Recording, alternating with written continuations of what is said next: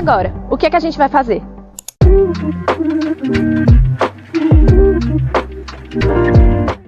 Oi, meu nome é Renata e eu tô no 5º semestre de Medicina na Unicristos. Hoje eu vou falar um pouco sobre exame neurológico. O nosso cérebro é um dos órgãos que compõe o sistema nervoso central, e ele é composto por 2 hemisférios, o direito e o esquerdo, que são responsáveis por todas as informações que são mandadas e recebidas do nosso corpo. A escala de Coma de Glasgow surgiu em 1974 e está sendo uma das ferramentas mais utilizadas para teste neurológico desde então. Vamos entender um pouco como ela funciona. Ela é originalmente composta de 3 variáveis: abertura ocular, resposta verbal e resposta motora, tendo um total máximo de 15 pontos, que indica que o paciente está neurologicamente normal, e um mínimo de 3 pontos, que indica que é um paciente grave. Para a abertura ocular, nós temos um total de 4 pontos. Se o paciente abre espontaneamente os olhos, ele pontua 4. Se o paciente só consegue abrir os olhos quando eu chamo ele pontua 3. Se o paciente precisa de um estímulo doloroso, que pode ser feito aplicando uma pressão no externo ou a compressão do leito ungueal, ele vai pontuar 2. E se ele não tem nenhuma resposta, ele pontua 1. Para a resposta verbal, nós temos um total de 5 pontos, em que a gente vai avaliar a capacidade do paciente de se comunicar. Se eu faço uma pergunta para o paciente e ele consegue me responder de maneira orientada,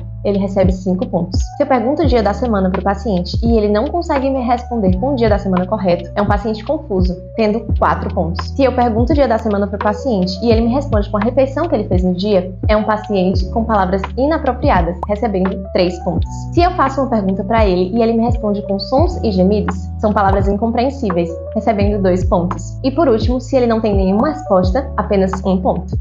E por último, nós temos a resposta motora, em que é possível o paciente conseguir até 6 pontos.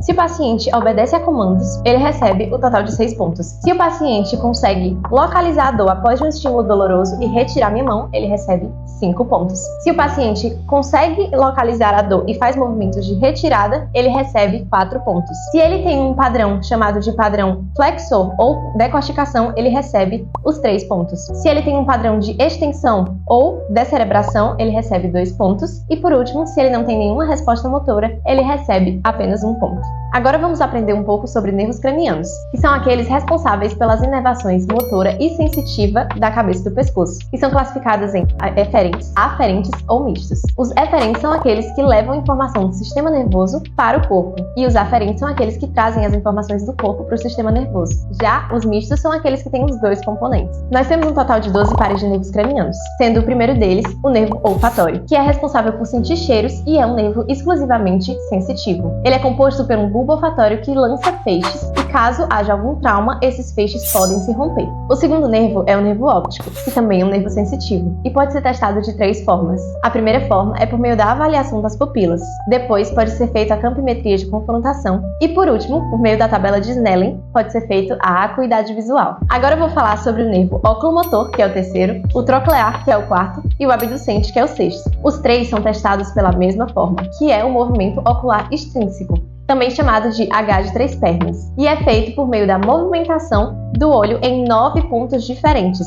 Lembrando que nesse teste pode ser visto as paresias, como o estrabismo, e os movimentos involuntários do olhar, como o nistagmo. O quinto nervo é o nervo trigêmeo, que é composto de 3 partes: o nervo oftálmico, o nervo maxilar e o nervo mandibular. E ele é testado por meio da sensibilidade tátil e dolorosa. A tátil pode ser feita por meio do algodão. O algodão vai ser passado em cada uma das partes e pergunta qual é a sensibilidade do paciente. A dolorosa pode ser feita por meio de uma espátula ou agulha, colocando também em cada um dos lados do paciente. E por último, pode ser feito por meio da mastigação, já que a parte mandibular é motora também. O sétimo nervo é o nervo facial, que é feito por meio da mímica. Eu peço para o paciente sorrir, franzir a testa e fechar os olhos. E dessa forma eu consigo ver se ele tem algum tipo de paralisia, seja ela central ou periférica. O oitavo nervo é o nervo vestíbulo-coclear, que é composto de 2 partes: a parte vestibular, que é responsável pelo equilíbrio, e a parte coclear, que é responsável pela audição, e pode ser testado por meio de alguns testes. O nono nervo, que é o glossofaríngeo, e o 10º nervo, que é o vagus, podem ser feitos juntos por meio da elevação do véu palatino, e pode ser uma lanterna e uma espátula. O 11º nervo é o nervo acessório,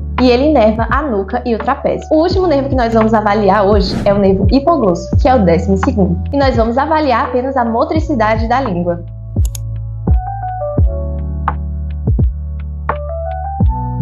Agora nós vamos fazer o Glasgow da paciente em partes, começando pela abertura ocular para que vocês possam entender melhor. Amanda,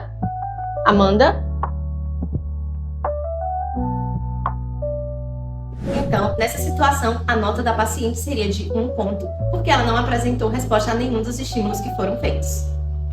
Oi, tudo bem? Você está sentindo alguma coisa? Você consegue me dizer que dia é hoje? Muita fome, doutora. Então, como a gente pode ver, a paciente está colocando falas inapropriadas, fazendo com que o Glasgow verbal dela seja de 3. Agora nós vamos observar a resposta motora da paciente. Amanda, você consegue levantar os braços? Como vimos nesse caso, a paciente apresentou o padrão flexor, fazendo com que ela pontue 3 pontos. E é isso, gente. Muito obrigada pela atenção. Qualquer dúvida, podem falar comigo. Tchau!